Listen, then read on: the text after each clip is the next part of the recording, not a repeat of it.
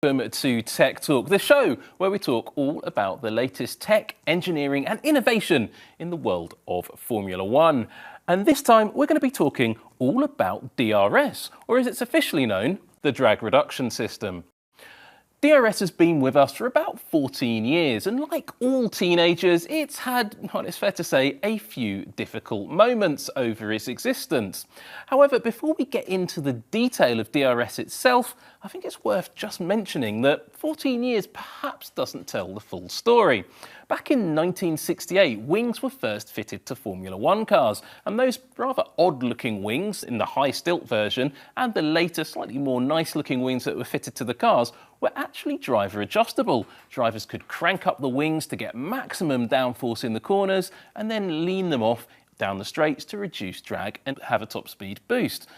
That is perhaps the true origin of the drag reduction system, because an engineer called Pat Simmons was involved in putting together an organisation called the Overtaking Working Group in about 2006-2007, and that organisation was tasked with improving the show of Formula One by making it easier for drivers to overtake one another, because frankly, the sport had become a little bit too difficult for drivers to overtake one another on some of the circuits the series went to.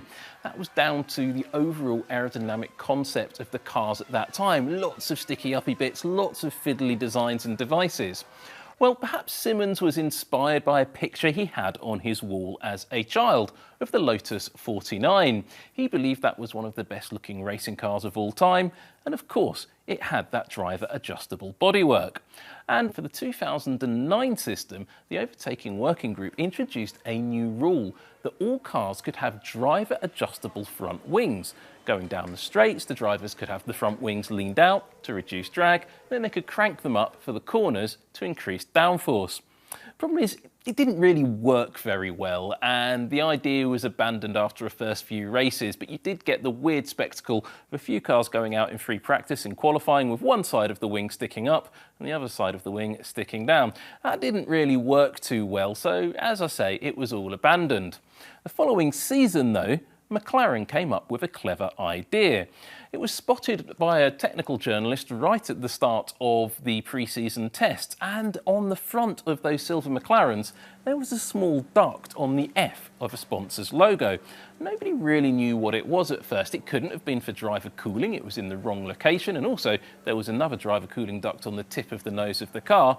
It later transpired it was a fluidic switch. It was a way to use an airflow through the car to stall out the wings and reduce the drag on the straights.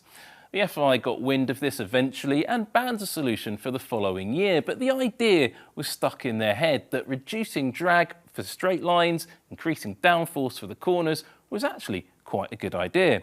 So to solve this, they introduced what we now call the drag reduction system. It was a flap that opened on the upper element of the rear wing, and initially drivers could use it on various parts of the racetrack. Those rules have been honed and altered over the years to the systems we now know and, well, some people love, where you have the 1 second gap, DRS detection, a driver can press a button and get a drag reduction advantage over the car in front. And that has improved overtaking, though some people criticise it that it's made the overtaking a little bit too easy, and I think there is a bit of an argument there to talk about. But also the drag reduction system was a little, in its early days, was perhaps a little open to some interpretation by teams. Looking at you, Mercedes, they decided to, well, they did something very clever. They opened up a little slot on the inner face of the rear wing end plate. So when the drag reduction system opened, the airflow went into the wing, and through a channel of very clever ducts all the way through the car, they had an additional drag reduction system on the front wing, and it was essentially a double DRS. And that system worked very well until it was banned by the FIA because it was very clever engineering, but it wasn't really in the spirit of the rules. Drag reduction systems do work on the cars, and they are part of Formula One now. However, even though DRS is a feature of the cars, there is an extra element to all of this that we haven't really talked about. Yes, you have the strategy of when the drivers press the button, how they make the overtakes, and when they get into position with each other around the circuit, but it's the circuits themselves that have a critical element to it, because Formula One circuits are not all the same. When you take a look here at two very different race circuits, you've got Albert Park in Melbourne behind me. You've also got Suzuka Circuit in Japan.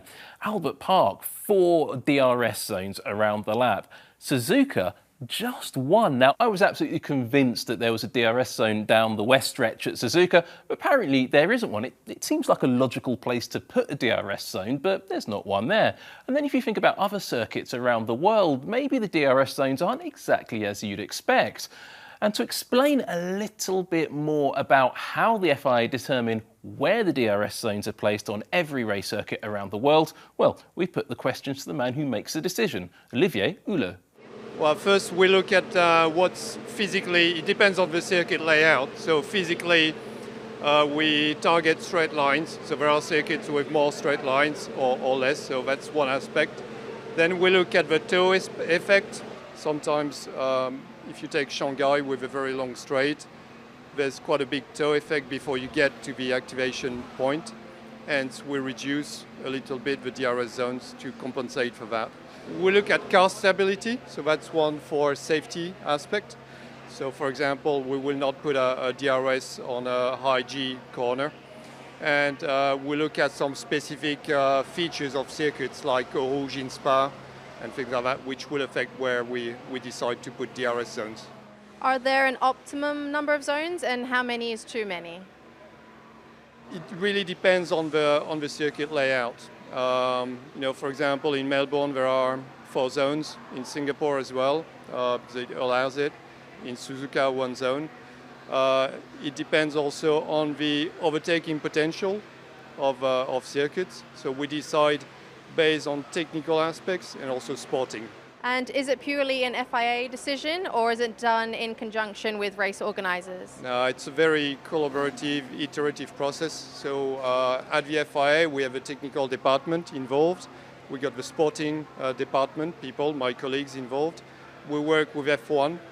We work with some simulation. So we do race and overtaking simulation using data from previous seasons and data from the ongoing season. Then we also check with the teams and the drivers for the feedback, and this is done at the beginning of the season and also throughout the season. Fascinating stuff there from Olivier Hulot. It's a bit more of a science than actually I really imagined. How you cite those DRS zones not only has a sporting connotation, but also there's a bit of a safety connotation there as well. But let's think about it here, because we often see DRS systems having a lot of issues around the track. In fact, even this season in 2025, we've seen a number of teams struggling to get their rear flaps adjusted just right. If they're not quite right, they flap around and start fluttering, creating more drag. And remember, this is always meant to be a drag reduction system. And that's actually creating a really big problem for some of the teams to get right.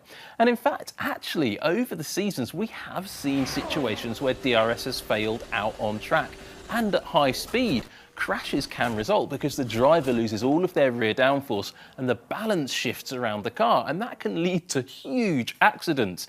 And that raises some safety concerns, it has to be said, about the application of DRS as a whole.